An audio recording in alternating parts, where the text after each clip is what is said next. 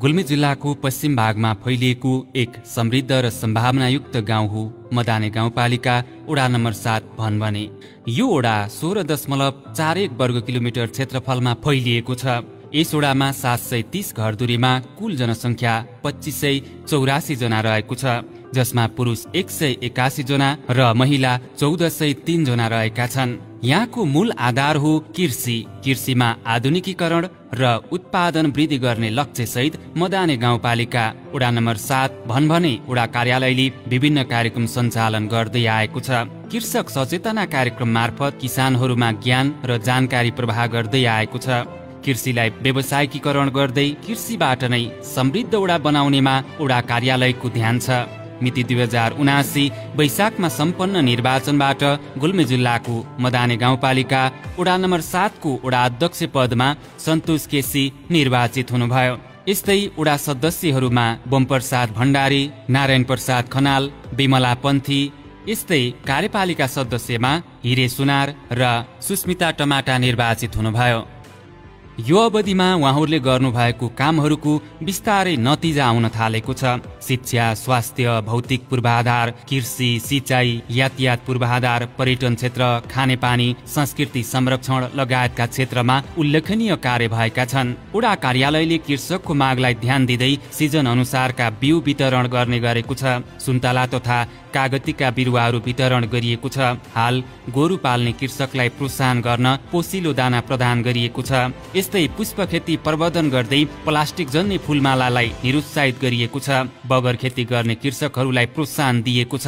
टिमुर खेती प्रवर्धनका लागि भनभने क्षेत्रका साबिक वडा नम्बर 7, 8 र 9 मा 900 बिरुवा वितरण गरिएको छ। उन्नत जातका आलुका बिउ, हलेतु र कोदोका बिउ वितरण गरिएको छ। वडा कार्यालयले सामूहिक तथा फर्म स्तरमा बिउ वितरण कार्यक्रम सञ्चालनमा ल्याएको छ। कृषकहरूलाई साधारण प्लास्टिक टनेलदेखि हाइटेक टनेलसम्मका टनेल वितरण गरिएको छ। यस्तै फलफुलका बिरुवा काटछाँट गर्न आवश्यक सामग्रीहरू पनि प्रदान गरिएको छ। 50% अनुदानमा कृषि औजार वितरण, व्यवसायिक कुखुरा तथा बाख्रा पालन गर्ने कृषकहरूलाई प्रोत्साहन प्रदान गर्नुका साथै फलफुल र तरकारीमा आकस्मिक रोग नियन्त्रणका लागि औषधिहरू वितरण गरिएको छ। कृषि सञ्जाल थियो, त्यो कृषि सञ्जाललाई पहिलो पटक बोलाएर उहाँसँग तपाईँहरूका समस्याहरू के हुन्, ती समस्याहरू हामीले कसरी समाधान गर्न सकिन्छ भन्ने कुराहरूमा छलफल गऱ्यौँ र उहाँले केही कुराहरू आइडिया दिनुभयो। तर विडम्बना कस्तो छ भन्दाखेरि यहाँ धेरै कुराहरू कृषिमा लगानी गर्दाखेरि पनि कृषकहरू नभेटिएको अवस्था, धेरै मान्छेहरू चाहिँ गाउँ छोडेर सहरतिर चाहिँ केन्द्रित भएको अवस्था, गाउँघरमा बुढाबुढी मात्रै, छोराछोरी कोही नभएको, गाईबस्तु पाल्न छोडिएको अवस्था। यसले गर्दाखेरि कृषिमा हामीले धेरै कुराहरू जागरणहरू ल्याउन खोज्दै पनि कृषि गर्ने जनशक्ति नभएको कुराहरू रह्यो। तथापि हामीले सुरुमा यो गाई गोरुहरू पनि विहीन भए, मलजल हुन सकेन भनेर जसले एक हल गोरु पाल्छ त्यसलाई प्रोत्साहन गर्नुपर्छ भनेर हामीले त्यो किसिमको अभियान लियो र जम्मा अब हाम्रो यो साबिकका 9 वटा वार्डहरूमा 72 देखि 75 सम्म घरहरूले एक हल गोरु पालेको पाइयो र रागाहरू जसले पाल्छ त्यसलाई पनि हामीले प्रोत्साहित गर्ने कामहरू कृषि क्षेत्रमा गरियो। र कृषिमा हामीले जस्तो यो हाम्रो यो क्षेत्रमा कोदो अलिकति बढी हुने, कोदो प्रवर्धन गर्नका निम्ति पनि हामीले यहाँबाट अग्लुङबाट कोदोको बिउ झिकाएर कृषकहरूलाई वितरण गर्ने कामहरू गरियो। त्यसको पनि उपलब्धि निकै राम्रो आएको छ र यो ठाउँ अब वास्तवमा यो गुल्मी जिल्लाकै आलुको लागि प्रसिद्ध ठाउँ हो र आलु खेती गर्ने कृषकहरूलाई पनि हामीले अनुदानमा बिउहरू लिएर वितरण गर्ने काम गरेका छौँ। र हिजोको दिनमा मात्रै हामीले यो आकस्मिक रोगबाट जुन चाहिँ बारी नालीहरू नोक्सान हुन्छ त्यसको विरुद्धमा पनि विभिन्न प्रकारका औषधि लिएर वितरण गरिएको छ। अनि टनेलहरू बनाउने कृषकहरूलाई जसले टनेल हाउस सुरुमा बनाउँछ त्यसलाई प्राथमिकता दिनुपर्छ भनेर हामीले टनेलहरू पनि वितरण गर्ने कामहरू गरेका छौँ। कृषि क्षेत्रमा यो कुरा छ। र अहिले भर्खर हामीले यो प्रदेशबाट माग गरेर एउटा चाहिँ यो फलामको एउटा स्थायी टनेल जुन चाहिँ 5 लाख रुपियाँ बराबरको छ जुन कृषकले त्यसमा जुन बेसिजनका तरकारीका चाहिँ बिरुवाहरू उत्पादन गर्नुहुन्छ अथवा सबै कुराहरू त्यहाँ उत्पादन गर्न सक्ने कृषकलाई प्राथमिकता राखेर त्यो चाहिँ टनेलहरू हामी दिने सोचमा छौँ। र यसमा अहिले यो प्रदेशबाटै अथवा हाम्रो जिल्लाको कृषि ज्ञान केन्द्रबाट एउटा नर्सरी जुन चाहिँ 8 लाख बराबरको एउटा कृषि नर्सरी जहाँ चाहिँ सुन्तलाका बिरुवाहरू उत्पादन गर्ने जुन त्यो नर्सरी हाउसले गुल्मी जिल्लामा मात्रै नभएर नजिकका चाहिँ जिल्लाहरूलाई पनि सुन्तलाका बिरुवाहरू वितरण गर्न सक्ने क्षमता त्यो नर्सरी हाउसको छ, जहाँ वार्षिक 60-70 हजार बिरुवाहरू त्यो नर्सरीमा उत्पादन हुने कुरा छ। त्यो नर्सरी चाहिँ हामीले सम्पन्न गरिसकेका छौँ र त्यहाँ चाहिँ बीज रोप्ने कामहरू पनि भइसकेको छ।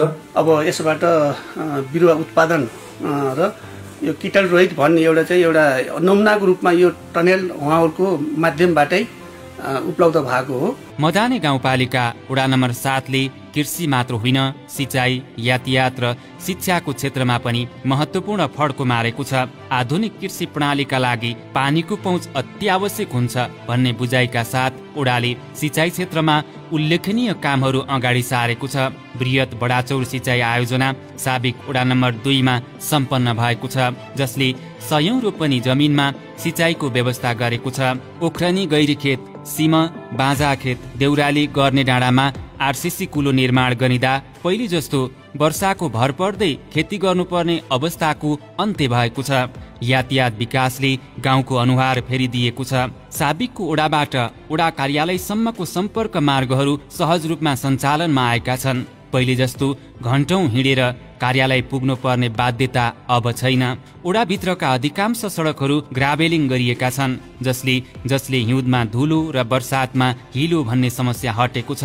सबैभन्दा महत्त्वपूर्ण कुरा के छ भने सदरमुकाम तमघासदेखि धुरकोट भनबने हुँदै पुरकोटसम्म जोडिने मुख्य सडक अहिले कालोपत्रे भइरहेको छ। यो बाटोले नजिकको बजारसँगको सम्पर्कलाई सहज बनाएको छ।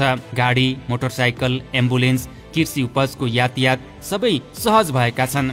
गाउँका फलफूल र तरकारीहरू अब सिधा बजार पुग्ने सम्भावना बढेको छ। यस्तै धोरपाटन सडकले यहाँको विकासका लागि निकै महत्त्वपूर्ण योगदान दिने अपेक्षा गरिएको छ।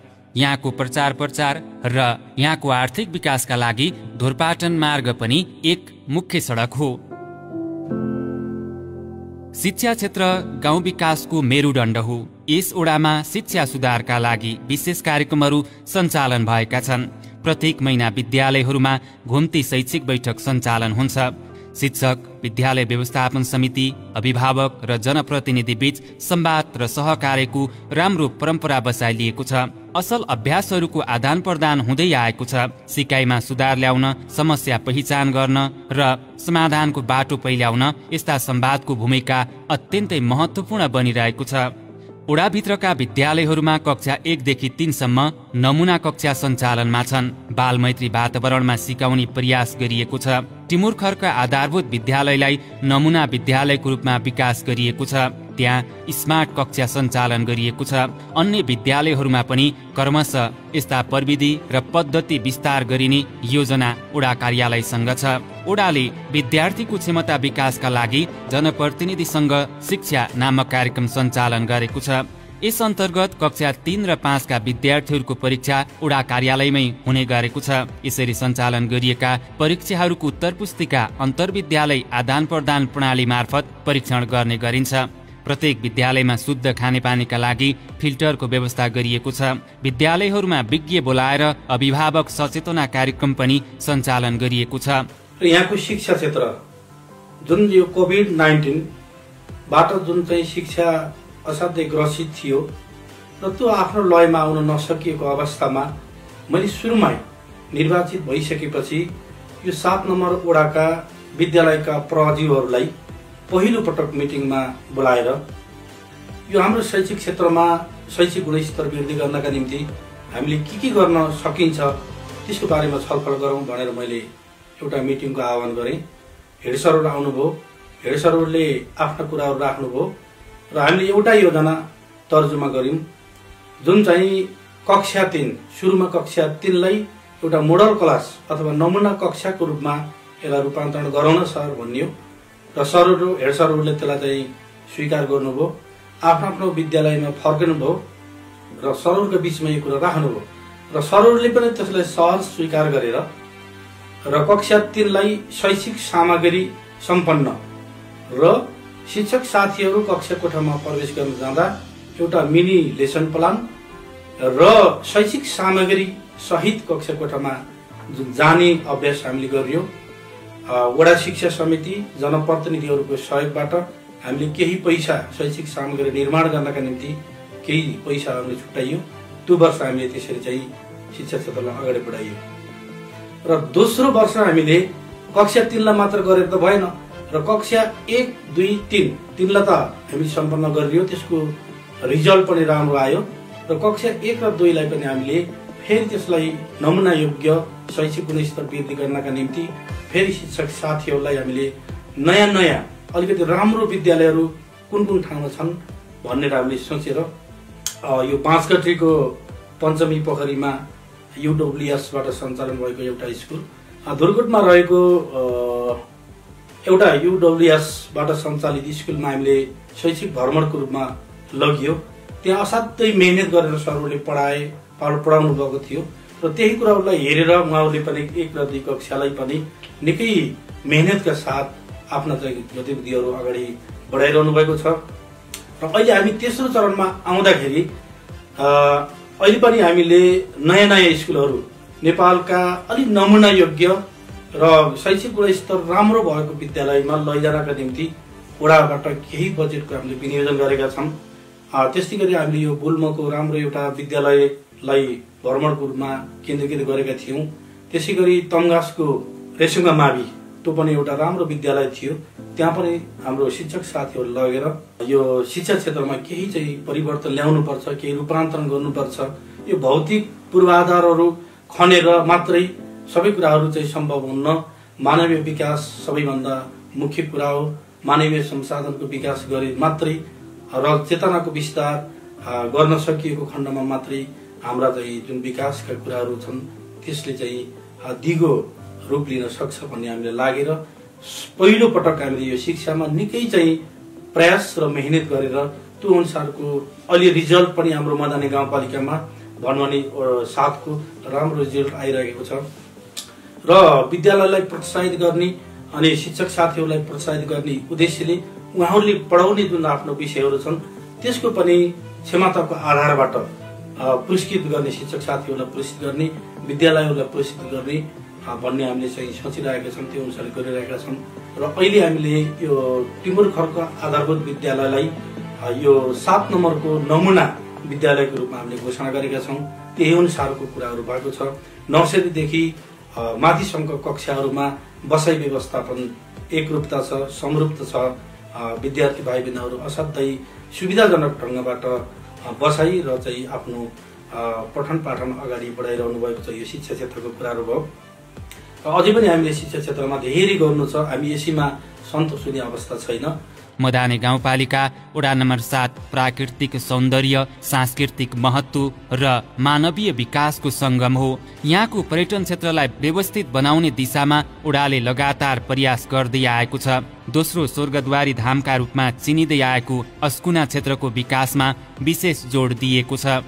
यहाँको धार्मिक आस्था र प्राकृतिक शान्तताले आन्तरिक तथा बाह्य पर्यटकलाई आकर्षित गर्ने सम्भावना रहेको छ। रोल्माको तिखेचोली डाँडामा मनोकामना मन्दिरको स्थापना, बाल उद्यान निर्माण र सोही स्थानमा जिपलाइन तथा साइकलिङ जस्ता साहसिक पर्यटकीय गतिविधिको सुरुवातका लागि काम भइरहेको छ। गुल्मी, अर्घाखाँची र प्युठानको संगम स्थल सानी पोखरीमा संगम पार्क निर्माणको कार्य तीव्र गतिमा अगाडि बढिरहेको छ। यो स्थान अब केवल प्राकृतिक संगम मात्र होइन, सामाजिक र सांस्कृतिक जमघटको केन्द्र बन्न थालेको छ। गाउँपालिका स्तरीय पर्यटकीय खेल मैदानको स्तर उन्नति गर्ने काम भइरहेका छन्। यसले स्थानीय खेलाडीहरूको प्रतिभा उजागर गर्न मद्दत पुर्याएको छ। खेलकुद क्षेत्र युवाहरूको ऊर्जा र नेतृत्व विकासको माध्यम हो। वडाभित्र पुरुष तथा महिलाको रुचि अनुसार वडा अध्यक्ष भलिबल कप प्रतियोगिता सञ्चालन गरिँदै आएको छ। यसले युवा पुस्तामा अनुशासन, सहभागिता र सहकार्यको सम्भावना विकास गरेको छ। अस्कुना क्षेत्रमा ड्याम निर्माण गरी विद्युत उत्पादनको सम्भावना र जलस्रोतको सौन्दर्यीकरणका लागि अध्ययन अगाडि बढाइएको छ। यसले दिगो ऊर्जा र पर्यटनको संयोजन गर्ने दृष्टिकोण प्रस्तुत गरेको छ।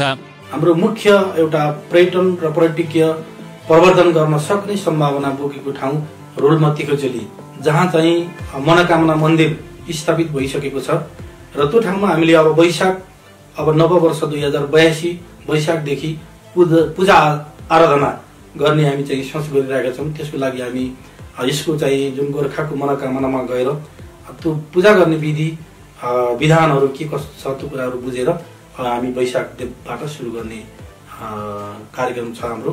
र त्यही चाहिँ अब बच्चाहरूलाई खेल्नका निम्ति मनोरञ्जन प्रकारका चाहिँ गेमहरू त्यहाँ स्थापित गरिसकिएको छ र अहिले तत्काल हामी चाहिँ करिब 1,15,00,000 बराबरको बजेटमा त्यहाँ राम्रो पार्क बनाउने र एउटा जिप लाइन राख्ने र त्यही चाहिँ साइक्लिङ गर्ने कार्यक्रम चाहिँ छ रोल्मतीको चेलीमा। त्यस्तै हाम्रो यो दोस्रो स्वर्गद्वारी धामको रूपमा परिचित अस्कुना क्षेत्र, जहाँ माघे संक्रान्तिको दिन निकै चाहिँ उत्साहजनक भेला र भक्तजनहरूको उपस्थिति हुन्छ, जहाँ चाहिँ स्वर्गद्वारीको महापर्व पनि यहाँ आएको चाहिँ रे भन्ने हाम्रो अघिल्लो पुस्ताहरूले बताउनुहुन्थ्यो र त्यसको पूर्वाधारको कुराहरू पनि भइरहेको छ र अहिले पनि थप चाहिँ 15 लाखको बजेटको व्यवस्था छ, जहाँ विभिन्न प्रकारको त्यहाँ कामहरू अगाडि बढिरहेका छन्। सङ्गम पार्कको रूपमा रहेको यही मदाने 7 सानी पोखरीमा निकै आकर्षक सङ्गम पार्कको व्यवस्था भएको छ।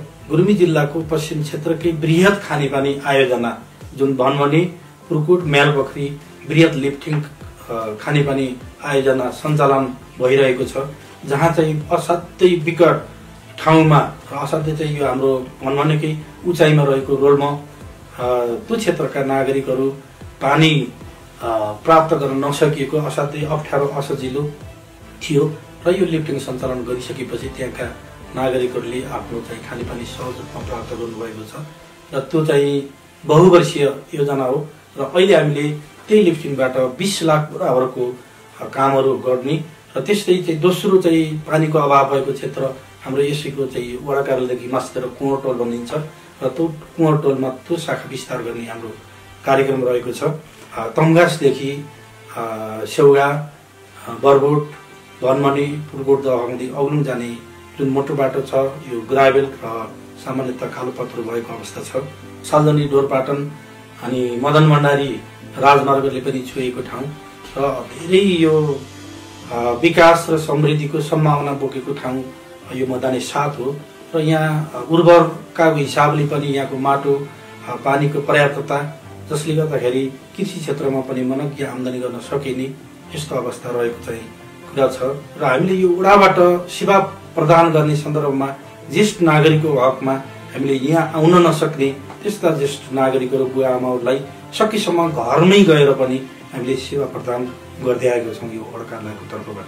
धेरै परिवर्तन भएको छ। पहिला त अब खानेपानी पँधेर गएर पालो बस्नु पर्थ्यो, अहिले घर घर धारा छन् होइन। अब स्वास्थ्यमा पनि अब शिविरहरू राखिन्छ, स्थानीय सरकार आएपछि शिविर राखिन्छ। अब दीर्घ रोगीहरूको लागि औषधि उपचार भइरहेको छ। अनि बिजुली आइसकेपछि विद्यार्थीलाई अब पढ्नलाई पनि सजिलो भएको छ, बालबालिकालाई। अब लिफ्टिङ खानेपानी पनि भइसकेको छ। धेरै कुराहरू परिवर्तन भएको छ। स्वास्थ्य क्षेत्रको सुधार ओडाको प्रमुख प्राथमिकता रहेको छ। ओडाले रूपन्देही सम्पर्क समाज बुटोलसँग साझेदारी गर्दै विभिन्न स्वास्थ्य शिविर सञ्चालन गर्दै आएको छ। यस शिविर मार्फत स्थानीयवासीलाई नियमित स्वास्थ्य परीक्षण, रोग पहिचान तथा उपचारका अवसरहरू प्रदान गरिन्छ। राज्यले निशुल्क रूपमा वितरण गर्ने औषधि बाहेक अन्य आवश्यक औषधिहरूको व्यवस्था ओडा कार्यालय आफैबाट गर्दै आएको छ। सुत्केरी महिलाका लागि यातायात खर्चको व्यवस्था गरिएको छ। स्वास्थ्य सेवामा पहुँच सहज बनाउन हरेक टोलमा स्वास्थ्यकर्मी पठाएर स्वास्थ्य परामर्श सेवा प्रदान गरिँदै आएको छ। स्वास्थ्य स्वयंसेविकालाई प्रोत्साहन गर्न दराज, बीपी सेट र थर्मोमिटर वितरण गरिएको छ। नियमित स्वास्थ्य अनुगमन र सचेतना अभिवृद्धिमा यसले सघाएको छ। स्वास्थ्य चौकीको नयाँ भवन निर्माण सम्पन्न भएको छ।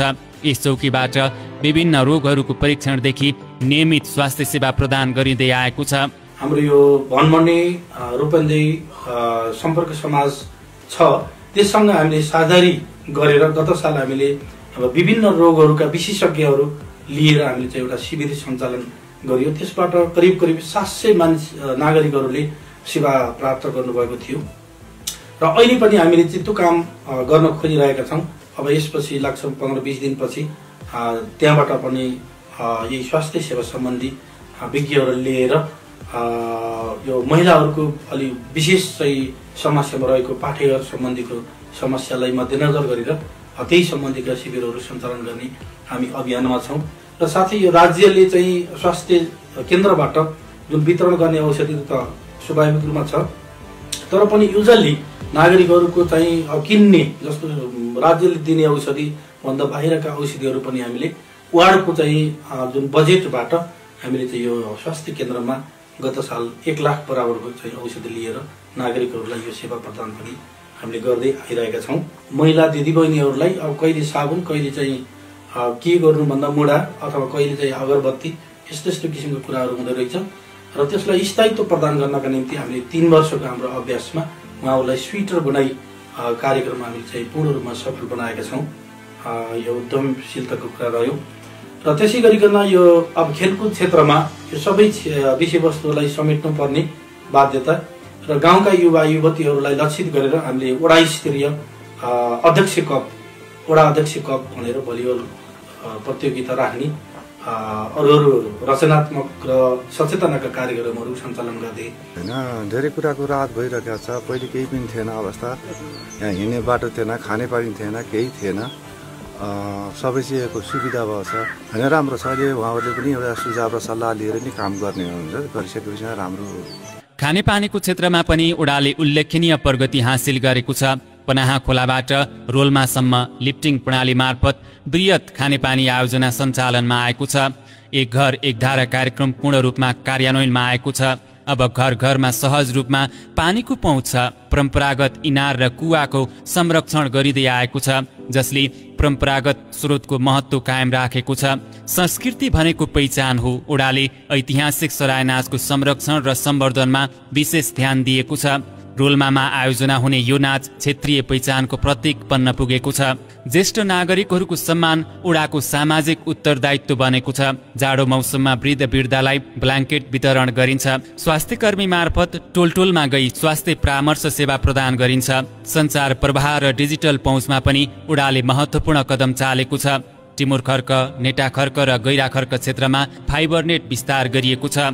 अब गाउँलेहरू सजिलै अनलाइन सेवा र सूचना प्राप्त गर्न सक्छन्। अन्य साबिकका ओडाहरूमा पनि क्रमशः फाइबर विस्तारको योजना अगाडि बढाइएको छ। डिजिटल सेवाको सहज पहुँचले शिक्षा, स्वास्थ्य, प्रशासनिक सेवा सबैलाई सरल बनाएको छ। वर्षातमा पनि दाह संस्कार गर्न कठिन नहोस् भनेर ओख्रेनी खोलामा सुविधा सम्पन्न घाटघर निर्माण गरिएको छ। अन्य घाटहरूमा पनि यस्ता संरचना बनाउने योजना ओडा कार्यालयले अगाडि सारेको ओडा अध्यक्ष सन्तोष केसीको भनाइ छ। सेवाग्राहीको सन्तुष्टिका लागि सेवा प्रवाहलाई चुस्त दुरुस्त बनाइएको छ। ओडा कार्यालयका सबै सेवा अनलाइन प्रणाली मार्फत प्रदान गरिँदैछन्। आरन व्यवसायलाई प्रबन्धन गर्न ग्ल्यान्डर र पंखा वितरण गरिएको छ। परम्परागत पेसालाई आधुनिक बनाउँदै स्थानीय उद्यममा सहयोग पुर्याएको छ।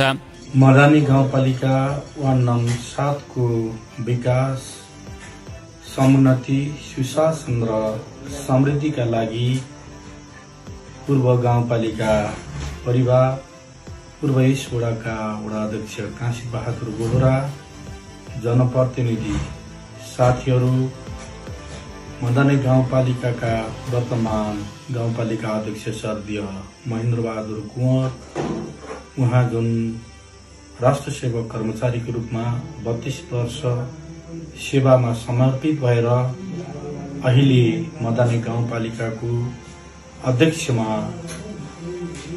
सेवा प्रदान गरिरहनु भएको छ।